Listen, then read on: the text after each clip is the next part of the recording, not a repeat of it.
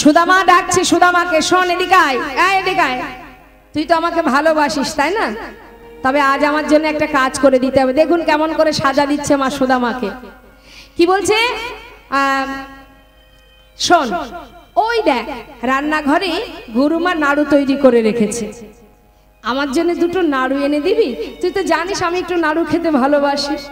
সুদামা বলছে কেন আনবো না, দাঁড়া তুই দাঁড়া, আমি গুরুমাকে গিয়ে বলি, মা যখন আমাকে দেবে আমি তোকে দিয়ে দেব। আরে না, ওইভাবে আনলে হবে না, চুরি করে আনতে হবে। চুরি করে? আমি তো কখনো চুরি বিদ্যা শিখিনি কানাই। আমার গুরুদেব আমাকে বলেছে যে তুমি যখন বেদ শিক্ষা গ্রহণ করছো, অর্থাৎ মুখে কোনোদিন তুমি মিথ্যা কথা বলবে না। তাই আমি তো গুরু মিথ্যা কথা বলতে পারবো না, আর চুরি বিদ্যা আমি শিখিওনি, আমি চুরি করতেও পারবো না। তুই একটু দাঁড়া, আমি গুরুমাকে গিয়ে বলি, মা দিলেই তো তোকে দিয়ে দেব। ও, এই তোর বন্ধুত্ব, এই তোর ভালোবাসা, এই নাকি এত ভালোবাসিস, আমার জন্য নাকি প্রাণ দিয়ে দিতে পারিস, আর দুটো নাড়ু এনে দিতে পারবি না? যেই না বলা সুদামা বলছে ঠিক আছে তুই বস, আমি দেখছি। কানাই, আমি জীবনে কোনোদিনই চুরি করিনি ভাই, শুধু আজ তোর জন্য চুরি করতে যাব। তবে একটা কথা, যদি গুরুমা আসে আমাকে একটু সাবধান করে দিস, কেমন? বেশ। কানাই বসে আছে দরজার কাছে, আর সুদামা ভিতরে গেছে নাড়ু চুরি করতে। কার জন্য মা? গোবিন্দের জন্য, সখা কানাইয়ের জন্য। এখন নাড়ুর পাত্রে গিয়ে যেই না দুটো নাড়ু হাতে তুলেছে, সঙ্গে সঙ্গে কানাই ডাকছে, গুরুমা, ও গুরুমা, শিগগির এসো। তুমি মনে করো আমি তোমার ঘরে নাড়ু চুরি করে খাই? আজ হাতে নাতে প্রমাণ, ওই দেখো কে নাড়ু চুরি করে খায়। যেই না বলা, সুদামা ঘর থেকে কাঁপতে কাঁপতে বাইরে এসে সেই নাড়ু দুটো ফেলে দিয়ে কানার সামনে দাঁড়িয়ে কাঁদছে, আর বলছে, কানাই, এ তুই কি করলি ভাই? আমাকে গুরুমার কাছে অকারণে চোর বানিয়ে দিলি। আমি তো তোকে আগেই বলেছি আমি চুরি করতে জানি না। বল কানাই, কি অপরাধ করেছিলাম আমি তোর কাছে? আমি তো তোর জন্য চুরি করতে গিয়েছিলাম, কেন মায়ের কাছে আমাকে চোর করে দিলি কানাই? আমার মা বলে তুই নাকি ভগবান, তোর কাছে যে যা চাই তুই নাকি তাকে তাই দিস। আজ যখন অকারণে তুই মায়ের কাছে আমাকে চোর করে দিলি, এই গুরুপাঠে দাঁড়িয়ে আমি তোর সামনে প্রতিজ্ঞা করলাম, জীবনে যত কষ্ট যত দুঃখই আসুক না কেন, আমি যদি দারিদ্রতার অন্ধকারে ডুবে মরেও যাই, আমি কোনোদিন তোর কাছে দুহাত পেতে কিছু চাইব না কানাই। কানাই সঙ্গে সঙ্গে বলে উঠলেন, সুদামা, তাহলে আমিও প্রতিজ্ঞা করলাম, যতদিন তুই আমার কাছে কিছু না চাইবি আমিও তোকে কিছু দেব না। দুইজনের মধ্যে প্রতিজ্ঞা হয়ে গেল মা। কিছুদিন পর গুরুদেব বললেন, তোমাদের শিক্ষা সম্পূর্ণ হয়ে গেছে, এবার তোমরা আপন ঘরে ফিরে যেতে পারো। যে যার মতো সবাই ঘরে চলে গেল, কিন্তু কৃষ্ণ আর বৃন্দাবনে যায়নি। সেখান থেকে চলে গেল কোথায়? দ্বারকায়। কোথায় দ্বারকা? মহারাষ্ট্রে। যদি আপনারা নিশ্চয়ই দেখতে পাবেন, যদি আপনারা মোবাইলে ইউটিউবে দেখেন দ্বারকা কোথায়, দেখিয়ে দেবে। সেই দ্বারকায় গিয়ে সেখানে রুক্মিণী সত্যভামাকে বিবাহ করে রাজা হয়ে বসে রইলেন ভগবান কৃষ্ণ। আর এদিকে সুদামা দেখতে দেখতে বড় হয়েছে মা, বিবাহের বয়স হয়েছে। আপন ঘরে ফিরে আসবার পর মটুক মুনি, তার মনে বড় আনন্দ। কেন? ছেলে মস্ত বড় পণ্ডিত হয়েছে। গ্রামে সবাইকে ডেকে ডেকে বলে, দেখো তোমাদেরও তো ঘরে সন্তান আছে, কিন্তু আমার ছেলের মতো ছেলে কয়জনার আছে? সবাই বলে, গ্রামবাসী বলে, ঠিকই তো, তোমার ছেলের মতো ছেলে কেউ নেই, সে তো মস্ত বড় পণ্ডিত, সে বিপ্র, তাই তোমার সন্তানের মতো সন্তান খুব কমই আছে। গর্বে বাবার বুক ভরে যায়। সন্তান ভালো কিছু করলে সব মা বাবারই একটু অহংকার হয়। তা ছেলের উপযুক্ত বিবাহের বয়স হয়েছে বলে একটা সুকন্যার সন্ধান করে সুদামার বিবাহ দিল। নিতাই গৌর হরিবোল হরিবোল। মায়েরা উলুধ্বনি।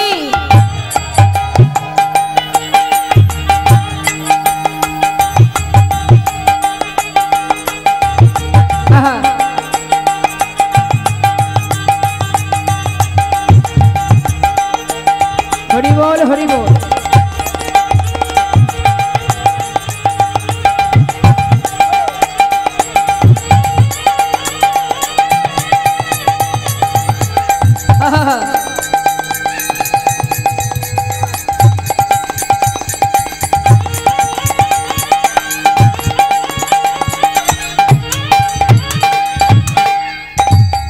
নতুন বউ ঘরে এসেছে, একটু উলুধ্বনি তো দরকার, তাই না?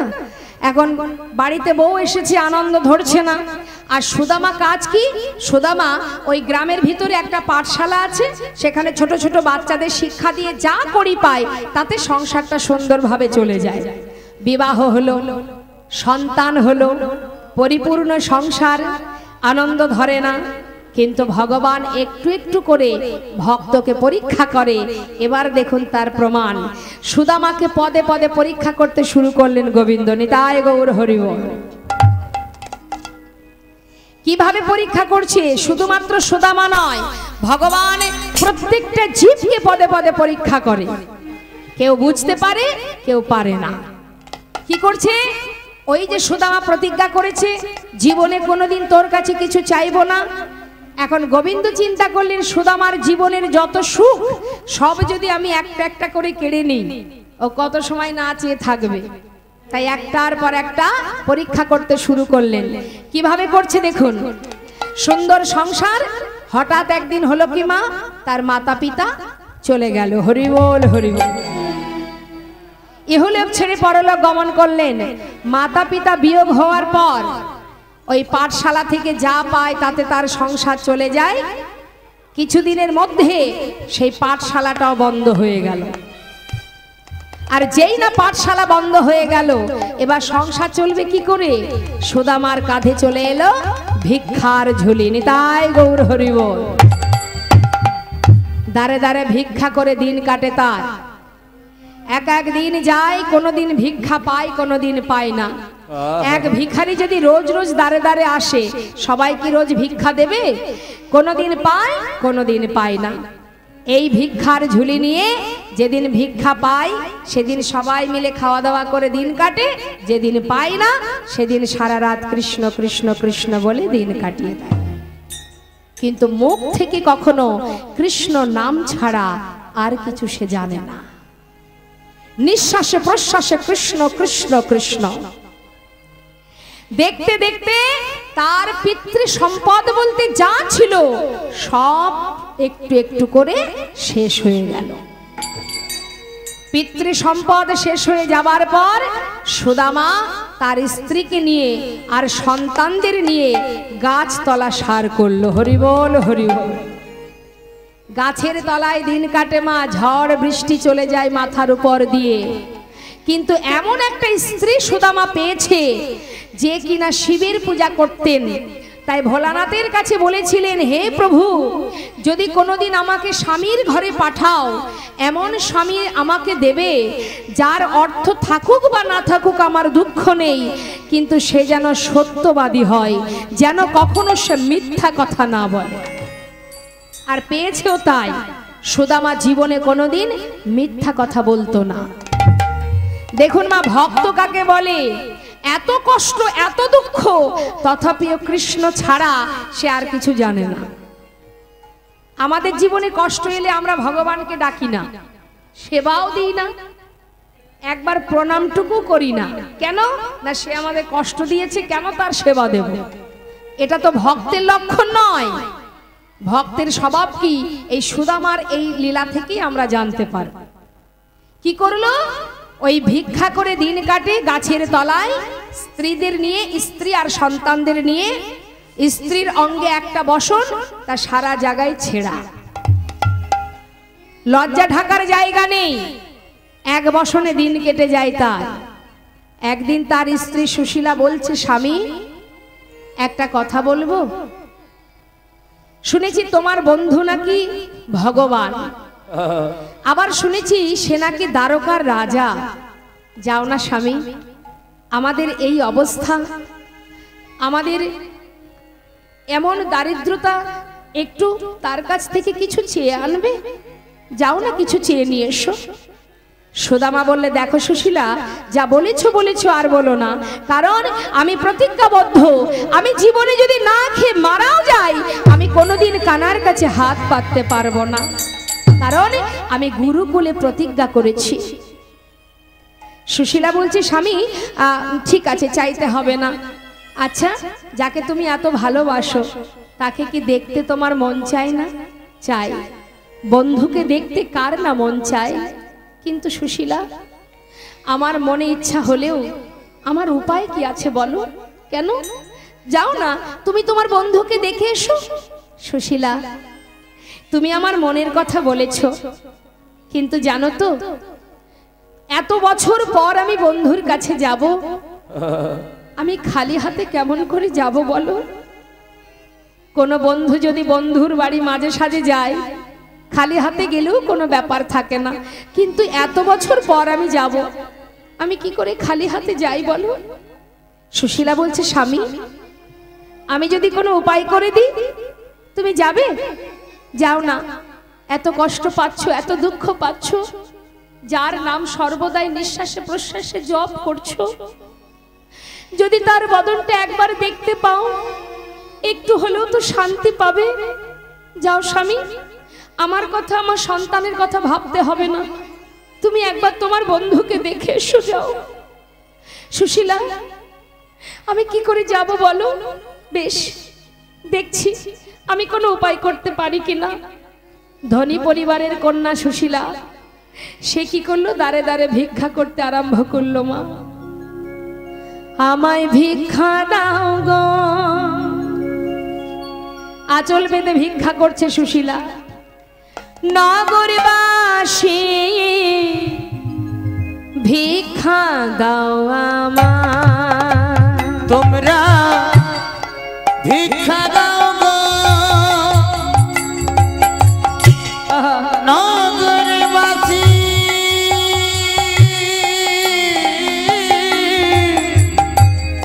ভিক্ষা দাও আমায়। কেউ উঠে আসবেন না, এখন বসুন, এখন কেউ আসবেন না, লীলায় বিঘ্ন ঘটবে, শেষে দেবেন। আমায় ভিক্ষা দাও গো,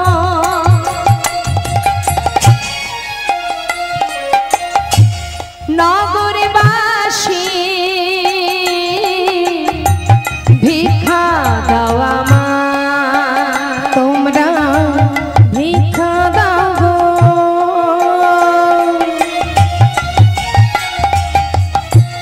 নগরবাসী, ভিক্ষা দাও আমায়। যেই না একজনের ঘরে দরজার কাছে এসে ভিক্ষা চেয়েছে, সঙ্গে সঙ্গে মুখের উপরে দরজা বন্ধ করে দিয়ে বলছে, এই এদিকে আয়। দেখ দেখ, এ আবার কোথা থেকে এলো রে? হ্যাঁ, আগে কখনো দেখেছিস? আরে, নিত্য নতুন ভিখারি জ্বালায় কি আমাদের গ্রাম ছেড়ে দিতে হবে? আরে শোনো শোনো, কে তুমি? কোথা থেকে উদয় হলে? অন্য বাড়ি যাও, এ বাড়ি ভিক্ষা হবে না। যাও যাও, অন্য বাড়িতে যাও। দেখবেন মা, অনেক সময় অনেকে আছে ভিখারিকে তাড়িয়ে দেয়, তাই না? বলে হাত খালি নেই, অন্য বাড়ি যাও। আবার পাশের বাড়ি গেছে সুশীলা, সেখানে গিয়ে আবার বলছে, আমায় ভিক্ষা দাও গো,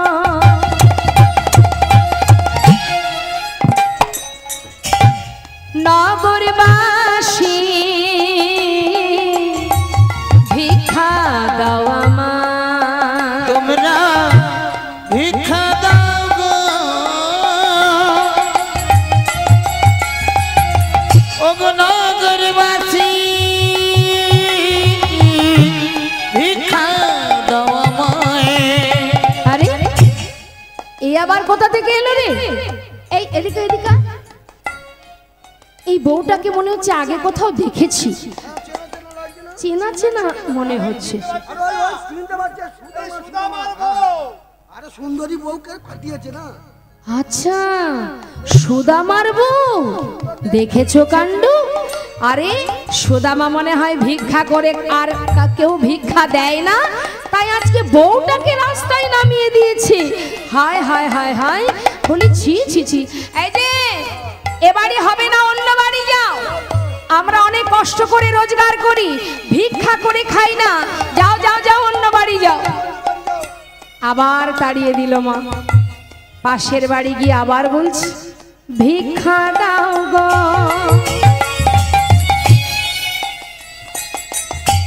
নগরবাসী ও গো ভিক্ষা দাও আমার, তোমরা ভিক্ষা দাও গো, নগরবাসী ভিক্ষা দাও আমার।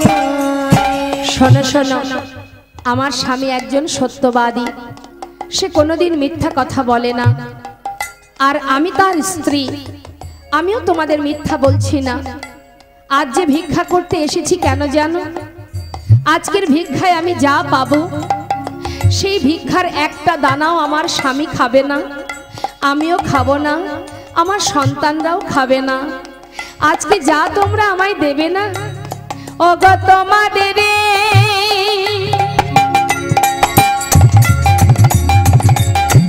ভিক্ষার দ্রব্য পাবে সে মোরা, তোমাদের ভিক্ষা দ্রব্য পাবে সে মোরা, ভিক্ষা দাও আমায় তোমরা হরি বল হরি বল গৌর হরি বল। নগরবাসী ভিক্ষা দাও আমায়, একবার ভিক্ষা দাও আমায়, তোমরা ভিক্ষা দাও আমায়। যেই না বলেছে তোমাদের ভিক্ষার দ্রব্য পাবে শ্যামরাই, তখন এক গ্রামে তো বিভিন্ন রকমের মানুষ থাকে মা, যারা কৃষ্ণ ভক্ত, তারা মনে মনে চিন্তা করছে, যাক সুদামার স্ত্রী নিশ্চয়ই মিথ্যা বলবে না, তাহলে আজকে যদি আমরা ভিক্ষা দিই, সেই ভিক্ষা যদি গোবিন্দ সেবায় লেগে যায়, তাহলে আমাদের জনম ধন্য হবে। তাই চার বাড়ি থেকে চার মুষ্টি চিড়ে ওই সুদামার স্ত্রীর আঁচলে দিয়ে গেল। আর সেই চিড়েগুলো নিয়ে ঘরে এসে নিজের অঙ্গে যে বসনটা আছে মা, তার থেকে কিছুটা অংশ ছিঁড়েছে, ছিঁড়ে তার ভিতরে পুটুলি বেঁধেছে। পুটুলি বেঁধে স্বামীকে দিয়ে বলছে, স্বামী এই নাও ধরো, যাও যাকে তুমি এত ভালোবাসো তাকে একবার দেখে এসো, আর তুমি তাকে বলো দেবার মতো আমার আর কিছু নেই, এই ভিক্ষা করে যতটুকু এই চিড়ে পেয়েছি পুরোটাই আমি তার জন্য বেঁধে দিলাম, একটা দানাও তুমিও খাবে না, আমিও খাবো না, সন্তানও খাবে না, যার জন্য ভিক্ষা করেছি একমাত্র সেই সেবা করবে। যাও স্বামী দেখে এসো তাকে। ওমা সুদামার আনন্দ ধরছে না, আনন্দে দুটি নয়ন দিয়ে বাড়ি বরিশন হচ্ছে। চিড়ের পুটুলিটা বুকের মধ্যে করে নিয়ে ছুটতে ছুটতে চলেছে দ্বারকায়। সারা গায়ে নোংরা দুর্গন্ধ, গায়ে আছে পাগলের ন্যায় একটা ছিন্ন বসন, সেই বসনটা পরিধান করে যাচ্ছে সুদামাকে নিয়ে, সুদামার কাছে, আর আহা কৃষ্ণের কাছে সেই চিড়ের পুটুলিটা নিয়ে, আর ডাকতে ডাকতে যাচ্ছে, একবার দেখা দে রে ভাই কানাইয়া, দেখা দে আমায়, একবার দেখা দে রে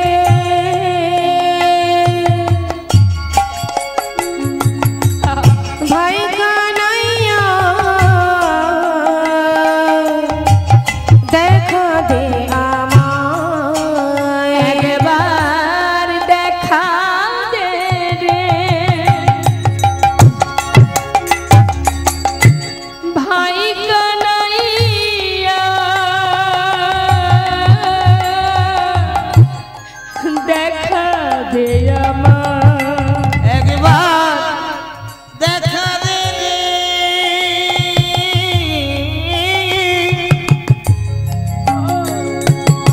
भाई कन्हैया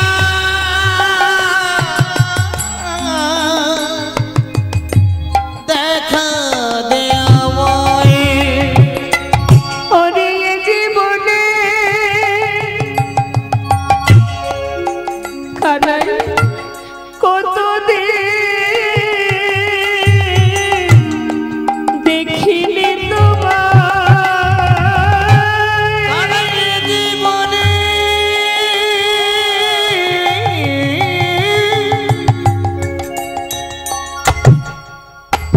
আমি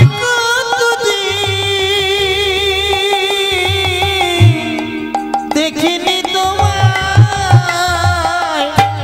দেখা দে আমার দেখা দে রে ভাই কানাইয়া দেখা দে আমায় একবার দেখা দে আমায় একবার দেখা দে আমায় একবার দেখা দে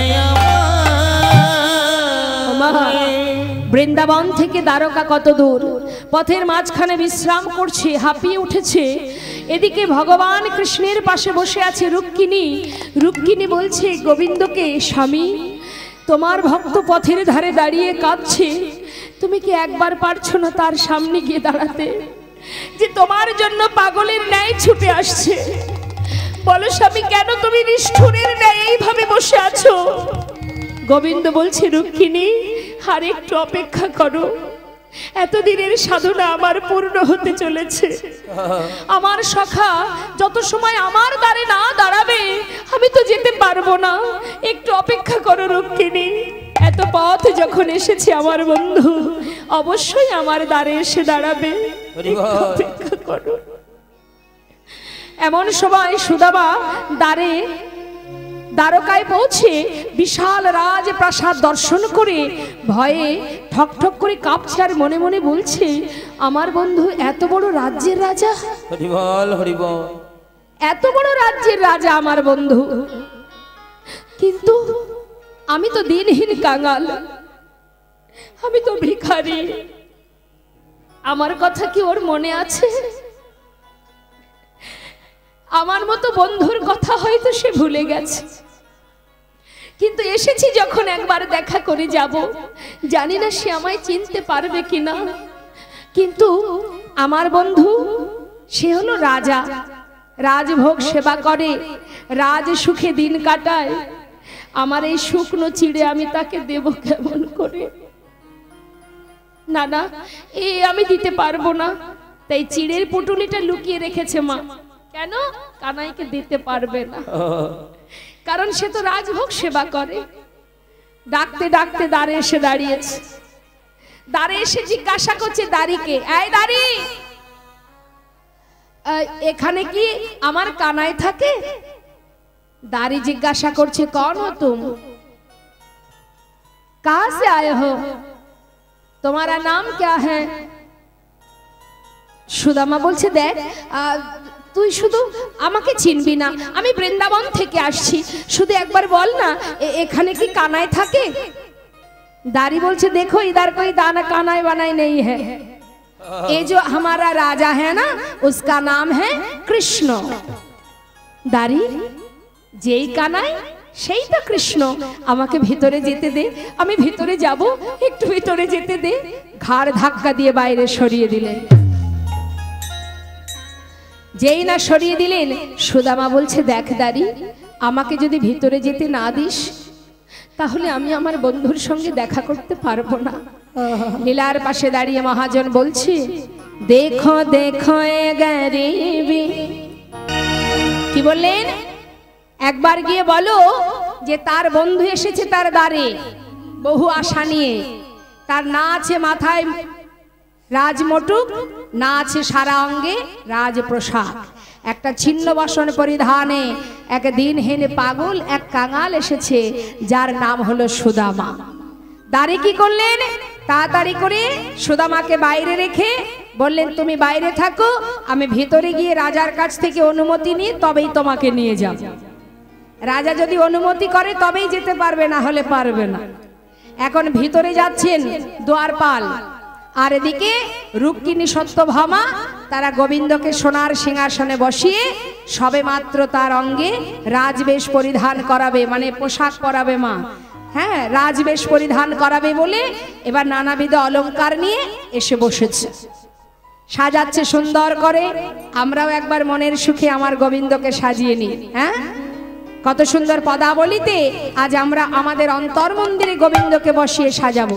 কেমন ভাবে সাজা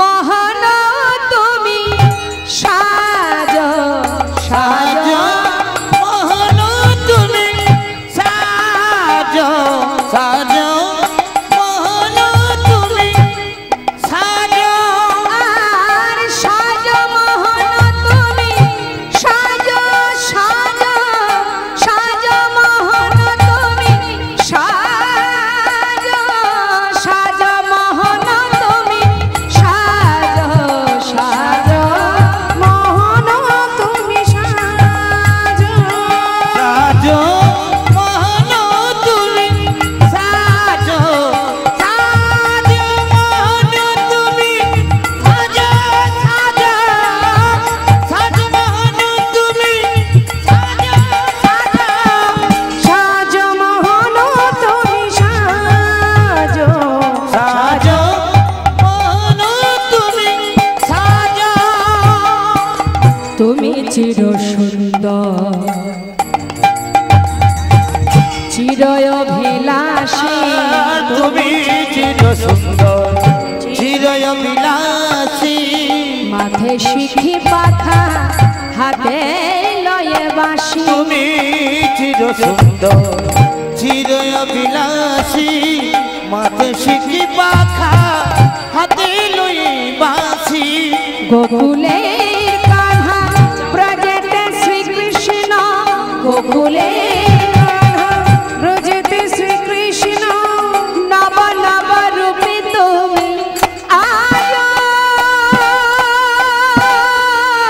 সাজো মহান তুমি, সাজো সাজো মহান তুমি, সাজো ও সাজো মহান তুমি, সাজো সাজো সাজো মহান তুমি, সাজো সাজো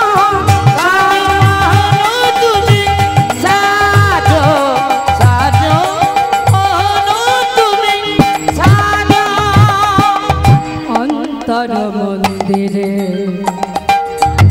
একবার ধর্মরতি, অন্তর মন্দিরে ধর্মরতি, প্রাণেরই প্রদীপে তোমা করিব আরতি, অন্তর মন্দিরে ধর্মরতি, প্রাণের প্রদীপ করিব আরতি, গোকুলের কাঁধা ব্রজেতে শ্রীকৃষ্ণ, গোকুলের কাঁধা ব্রজেতে শ্রীকৃষ্ণ, শ্রীমতী যে পূজারিণী আজ সাজো মহান তুমি, সাজো মহান তুমি, সাজো সাজো মহান তুমি, সাজো সাজো সাজো মহান তুমি, সাজো সাজো সাজো মহান তুমি, সাজো সাজো মহান তুমি, সাজো আমা সাজানো হলো, সুন্দর করে রাজবেশ পরিধান করাচ্ছে। এমন সময় রাজা সম্মুখে এসে দাঁড়ালো সেই দুয়ারপাল। মহারাজ, আপনার দ্বারে এক দিনহীন কাঙাল এসেছে, সে আপনার কাছে দেখা করতে চায়। ভগবান বললেন, কে সে? দিনহীন কাঙাল নাম কি তার? নাম নাকি সুদামা। যেই না বলেছে সুদামা, আর কি গোবিন্দ থাকতে পারে মা? হ্যাঁ, সেই সুদামার কথা শুনে যার অপেক্ষায় এতদিন বসেছিল, সুদামার কথা যেই না শুনেছে, সর্বস্ব ফেলে এবার গোবিন্দ ছুটতে ছুটতে যাচ্ছে। কনক প্রচঙ্কে কৃষ্ণ আছিল বসিয়া, কনক প্রচঙ্কে কৃষ্ণ আছিল বসিয়া, কৃষ্ণ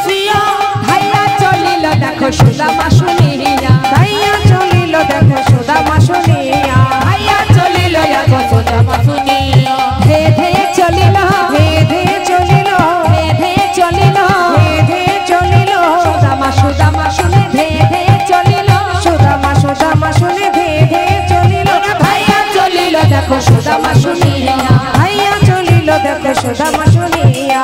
সুদামা, সুদামা কিন্তু বাইরে দাঁড়িয়ে আছে মা, আর কানার কণ্ঠ পেয়ে সুদামার নয়নের জলে বুক ভাসিয়ে কাঁদছে। ছুটে এসে কানাইকে বুকের মধ্যে জড়িয়ে ধরেছে। দ্বারকাবাসী দেখে অবাক, এ কি, এত বড় রাজা আমাদের, সেই রাজা কিনা একটা পাগলকে জড়িয়ে ধরেছে। আমাদের রাজার মন তাহলে কত বড় যে একটা ভিখারি পাগল কাঙাল তাকেও এত ভালোবাসে। সবাই অবাক দৃষ্টিতে তাকিয়ে আছে। আর সুদামাকে জড়িয়ে যেই না ধরেছে, সুদামা বলছে, কানাই আমাকে ভুলে যাসনি ভাই, এখনো মনে রেখেছিস। আমি তো ভেবেছিলাম বোধহয় তুই ভুলে গেছিস। কানাই বলছে, সুদামা কি করে ভুলবো তোকে, এ কথা তুই কেন বলছিস? আয় আমার সঙ্গে আয়। সুদামা বলছে, কানাই আমাকে ছেড়ে দে, দেখ তোর সারা গায়ে রাজবেশ পরিধান করা, আর আমার গায়ে কত নোংরা বসন, তোর গায়ে নোংরা লেগে যাবে, আমায় ছেড়ে দে কানাই।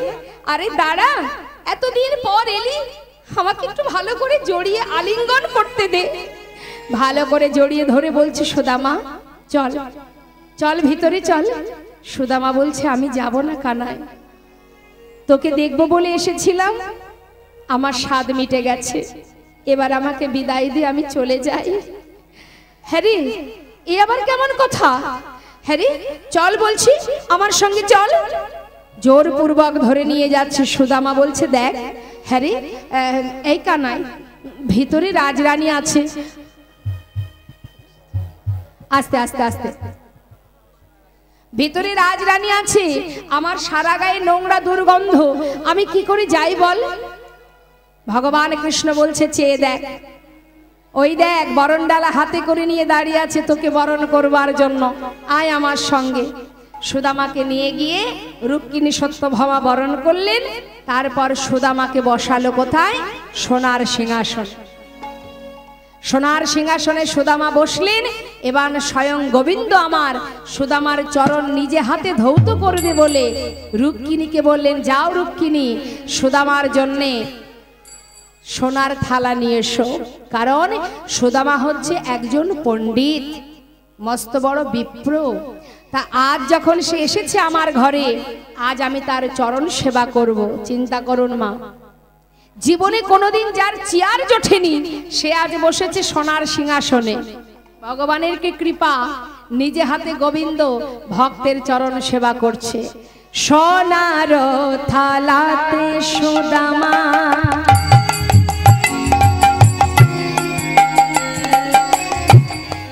আজ চরণ রাখিল, সোনার থালাতে সুদামা দেখো চরণ রাখিল। আর কি করলো? স্বর্ণ ভিকারে জল চরণেতে দিল, স্বর্ণ ভিঙ্গারের জল সুদামার চরণেতে দিল। দেখো নয়ন জলে প্রাণ গোবিন্দ আমার,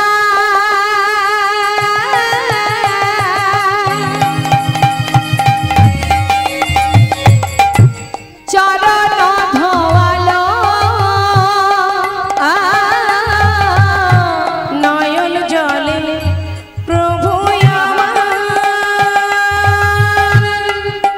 দেখো চরণ ধোয়ালো, জুড়ালো জুড়ালো বলে প্রভু কাঁদিতে লাগিল, জুড়ালো জুড়ালো বলে কাঁদিতে লাগিল।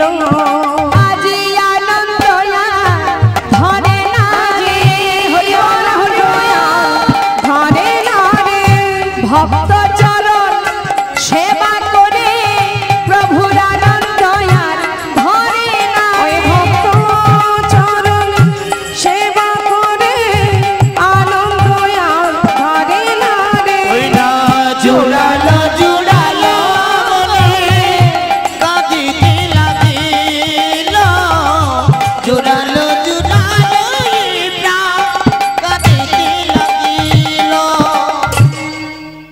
দুটো সেবা করছে আর জিজ্ঞাসা করছে কানাই, দেখছি কি গো মা, চরণ থেকে রুধির ঝরছে। রুধির ঝরছে দেখে সুদামাকে বলছে, সুদামা এত পথ হেঁটে এসেছিস ভাই, চরণ থেকে কত রুধির ঝরছে তোর।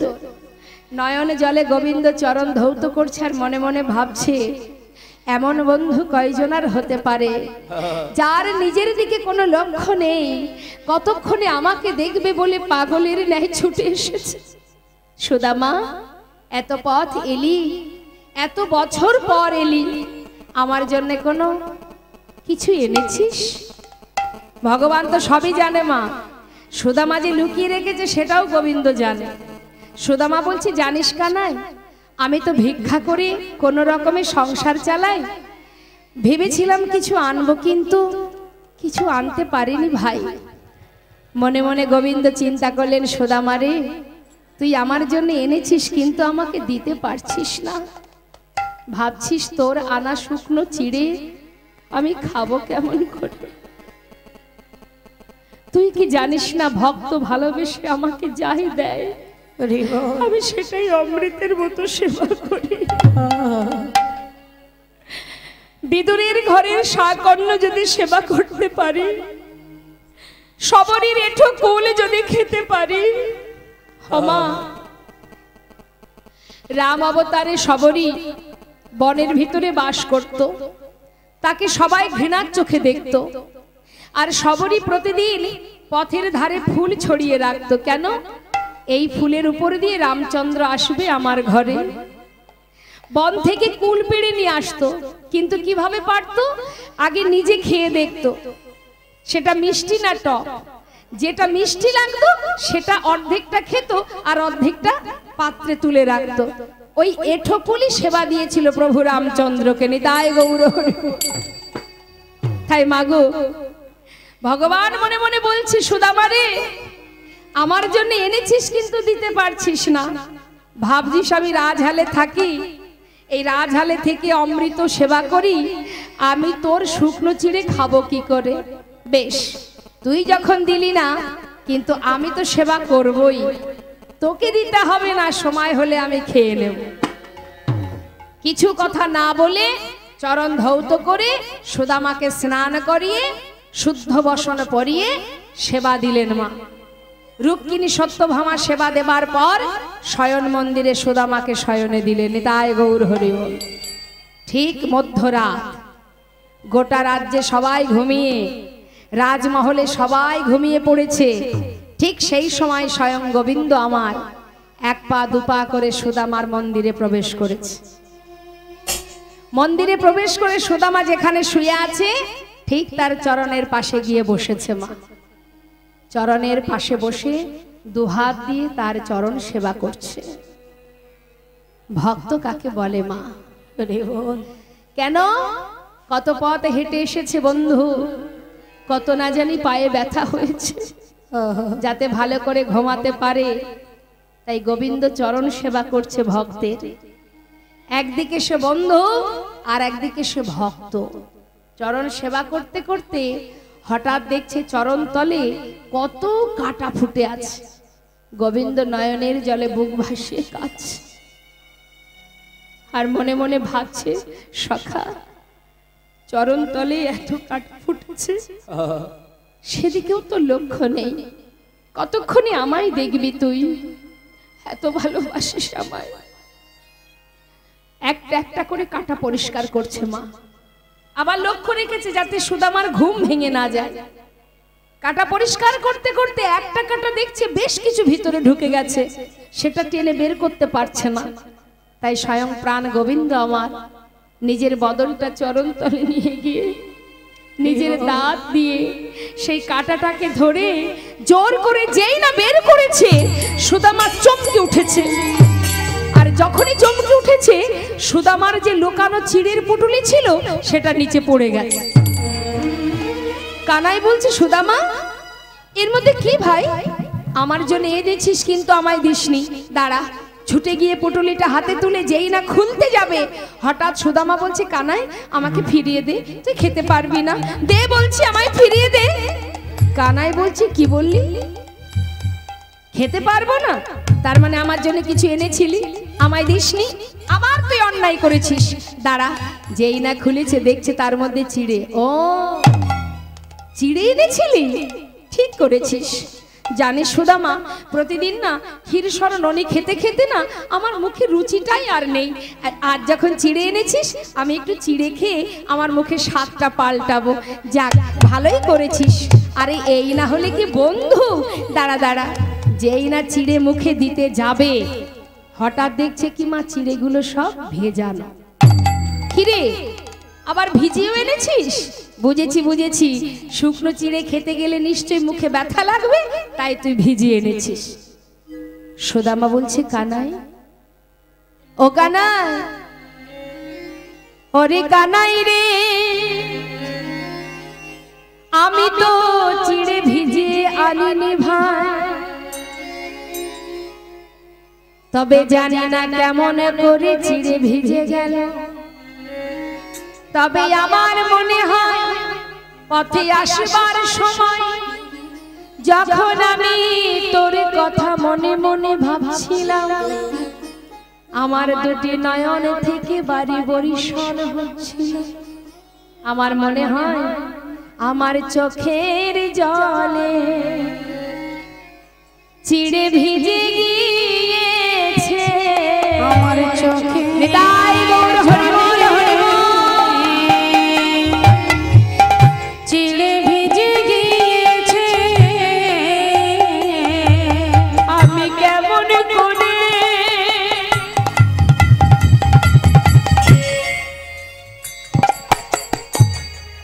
কেমন করে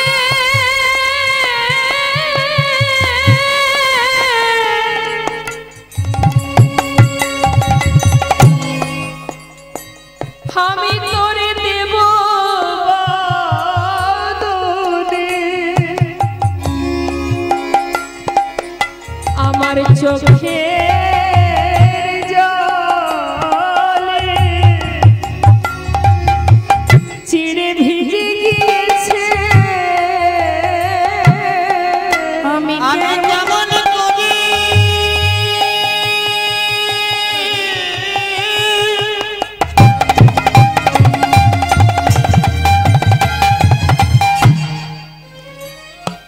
ভাই রে,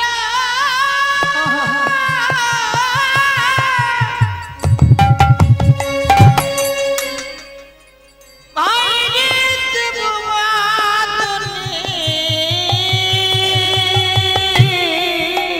হরি বল। আমার চোখের জলে ছিঁড়ে ভিজে গিয়েছে, ভগবান বলেছে সুদামারে,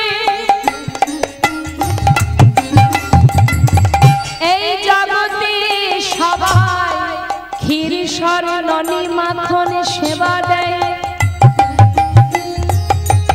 কিন্তু চোখের জলে ভিজানো চিড়ে কেউ দেয় না। হরি বল। আমি তোর সামনে দাঁড়িয়ে প্রতিজ্ঞা করলাম, যে চিড়ে তুই আমায় দিতে পারছিস না, আগত কলিযুগে আমি নদিয়ায় গৌর হব, আর যদি কোন কলির জীব যদি আমায় সেবা দিতে চায়, যদি কোন কাঙালি কাঙালি, হরিবল হরিবল, যদি কোন রাজা কোন মন্ত্রী আমায় সেবা দিতে চায়, দাঁড়ে দাঁড়ে ভিক্ষা করে যদি মাটির মালসায় আমায় চিড়ে ভোগ দেয়, তবে আমি সেই ভোগ গ্রহণ করব। হরি বল, হরি বল। এই আমি তোর সামনে দাঁড়িয়ে আমি প্রতিজ্ঞা করলাম সুদামা, আগত কলিযুগের গৌর হয়ে আমি চিড়ে সেবা করব। হরি বল, হরি বল। তাই কলিযুগে মহাপ্রভুর সেবা হয় কিসে মা? মাটির মালসায় চিড়ে ভোগ, তাই না? সুদামাকে কথা দিয়েছিল, যে চিড়ে তুই দিতে পারছিস না, দ্বিধা করছিস, আগত কলিযুগে আমি গৌর হয়ে যাব, সে রাজাই হোক আর ভিখারি হোক, দাঁড়ে দাঁড়ে ভিক্ষা করে যদি মাটির মালসায় সেবা না দেয় আমি গ্রহণ করব না। কেন বললো কথাটা? আমরা যদি সেবা করতে যাই আমাদের কত কি আইটেম থাকে, থাকে না? আহা, সেবা করতে গেলে সামনে টিভি থাকবে, টেবিল, ডাইনিং টেবিলের মধ্যে আমাদের ফুলের টব থাকবে, ঝাড়বাতি থাকবে, হ্যাঁ, দামি দামি প্লেটে সেবা করব, কত রকম আয়োজন। কিন্তু যিনি বিশ্ব ব্রহ্মাণ্ডের মালিক তিনি তো বলতে পারতেন আমার জন্য সোনার থালায় খেতে দেবে, কি তিনি কেন দিলেন না? বললেন না, না যারা ধনী তারা সবই জোগাড় করতে পারবে, কিন্তু যারা দিনহীন কাঙাল তারা কি করে পারবে সোনার থালা বানাতে? তাই স্থির করলেন যে আমি বিশ্ব ব্রহ্মাণ্ডের মালিক হলেও যে ভক্ত আমায় সেবা দিক না কেন, যদি মাটির মালসাই করে আমাকে চিড়ে ভোগ দেয় তবেই গ্রহণ করব, নাইলে সেবা করব না। নিতাই গৌর হরি বল, হরি বল। কথা দেবার পর কিছুদিন সুদামার ঘরে, আহা, কৃষ্ণের কাছে সুদামা থাকলো মা। ঠিক তার মাঝখানে কানাই মানে কৃষ্ণ তার রুক্মিণীকে ডেকে বলছে, রুক্মিণী তোমাকে একটা কথা বলবো। রুক্মিণী বললেন, বলো স্বামী। শোনো রুক্মিণী, তুমি তো স্বয়ং লক্ষ্মী, তুমি পারবে রুক্মিণী? আজ আমি তোমার কাছে একটা জিনিস চাইব। কি স্বামী? রুক্মিণী, আমার বন্ধু মস্ত বড় কাঙাল, দিনহীন কাঙাল, জীবনে এত কষ্ট পাচ্ছে সে, এত দারিদ্রতা তার, তথাপিও কোনোদিন সে আমার কাছে কিচ্ছু চাই না। রুক্মিণী, আমি তোকে প্রতিজ্ঞা করেছি যে ও না চাইলে আমি ওকে দিতে পারবো না, তাই ও তো আমার কাছে চাইছে না, আমি দেব কি করে বলো? তাই তুমি পারবে। রুক্মিণী, তুমি যাও, আমার বন্ধুর সমস্ত দারিদ্রতা দূর করে তুমি তাকে মহা সুখে সুখী করো। রুক্মিণী বললেন, বেশ তাই হবে। বিশ্বকর্মাকে সঙ্গে করে নিয়ে রুক্মিণী চলে গেল, গিয়ে সুন্দর রাজপ্রাসাদ বানিয়ে দিলেন। তাই গৌর হরি। এদিকে সুদামা কিন্তু কিছুই জানে না মা। কিছুদিন বিশ্রাম করার পর হঠাৎ সুদামা বলছে, কানাই এবার আমাকে বিদায় দে ভাই, এবার যেতে হবে। গোবিন্দ পরীক্ষা করছে সুদামাকে, বন্ধু যাবার আগে কিছু চাইবি? বল, কিছু যদি চাস খুলে বল। সুদামা বললেন, দেখ কানাই, তোকে দেখেছি আর আমার জীবনে কোনো স্বপ্ন নেই, আমার সমস্ত দুঃখ দূর হয়ে গেছে, এবার আমি হাসি মুখে চলে যাই, আমাকে বিদায় দে কানাই। তবে একটা কথা তোকে বলি, এই যে তুই আমায় ভালোবাসিস, কথা দে ভাই, যেন সঙ্গ ছাড়া করিস না ভাই।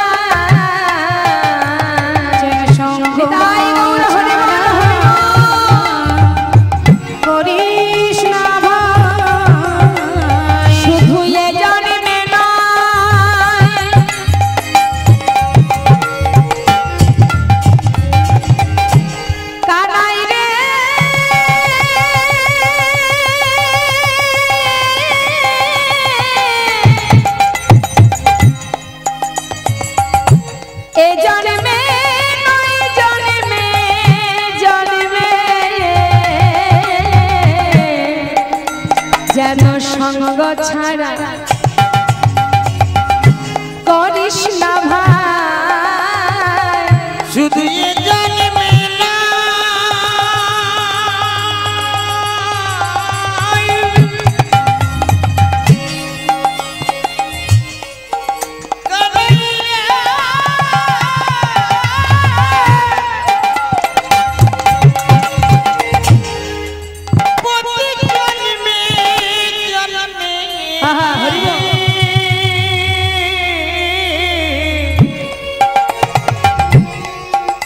যেন সঙ্গ ছাড়া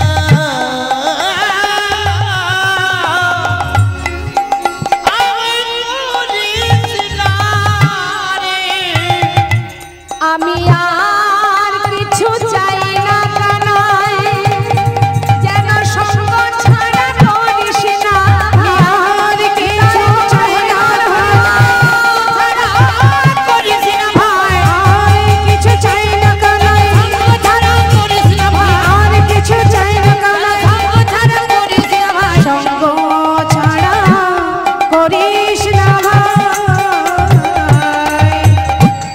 বললেন, আমি আর কিছু চাই না, যেন তোর সঙ্গ ছাড়া আমায় করিস না। কানাই বললেন, সুদামা আমি তোকে বলছি তোর কোনো দুঃখ থাকবে না, তুই এবার আয়, যা ভালোভাবে সাবধানে যাস। সুদামাকে পাঠিয়ে দিল মা। এদিকে সুদামা ফিরে এসে আর খুঁজে পাচ্ছে না তার স্ত্রীকে, কারণ যে গাছের তলায় ছিল তার স্ত্রী সুশীলা সেখানে সে আর নেই, সেখানে একটা রাজপ্রাসাদ তৈরি হয়েছে। সুদামা চিন্তা করছে কি ব্যাপার, এই এত বড় প্রাসাদ কে বানালো, হয়তো কোনো ধনী ব্যক্তি বানিয়েছে, কিন্তু আমার গিন্নি কোথায়, আমি তো তাকে খুঁজে পাচ্ছি না। দেখুন মা, এই লীলা থেকে আমরা একটা জিনিস জানতে পারি, যে ভগবানের কাছে চাইবার প্রয়োজন হয় না। হ্যাঁ, না চাইতে সব পাওয়া যায় যদি তার প্রতি একনিষ্ঠ ভক্তি থাকে। নেতায় গৌর হরি বল। চাইলে বরং কম হয়ে যাবে, চাইবার কোনো প্রয়োজন নেই, চাইলে কম হয়ে যায়। চাওয়ার কি দরকার, শুধু সঁপে দাও তার চরণে, তোমার সমস্ত দায় দায়িত্ব তো তার, সেই তো তোমাকে দেখভাল করবে। জন্ম থেকে মৃত্যু পর্যন্ত তোমার কাছে ছায়ার মতো আছে, শুধু তুমি দেখতে পাচ্ছ না। একবার ভরসা করো, নির্ভরশীল হও, দেখবে। এই লীলা ভগবান করেছেন কেন? সবে জীবের শিক্ষার জন্য, শিক্ষামূলক লীলা। এবার সুদামা চারিদিকে খুঁজছে, এমন সময় দেখতে পেল কি, যে উপর থেকে একটা রাজরানীর ন্যায় এক রমণী বরণডালা নিয়ে নেমে আসছে। সুদামা হাঁ করে তাকিয়ে আছে, যেই না নিচে নেমেছে দেখছে কে, তার স্ত্রী সুশীলা। এ কি সুশীলা তুমি? আমি তো তোমাকে চিনতেই পারছি না, কে করলো তোমার এমন অবস্থা? স্বামী, তুমি কিছু না চাইলে কি হবে, তুমি চলে যাবার পর তোমাকে সর্বসুখী সুখী করেছে তোমারই বন্ধু। নিতাই গৌর হরি বল। বরণ করে স্বামীকে ঘরে নিয়ে গেল। ঘরে নিয়ে যাবার পর এবার দুজনে রাধা গোবিন্দের সেবায় রত হলেন। জয় নিতাই জয় গৌরে। সুদামা আর সুশীলা দুজনে ভক্ত ভগবানের লীলা আমরা এখানেই বিশ্রাম রাখবো।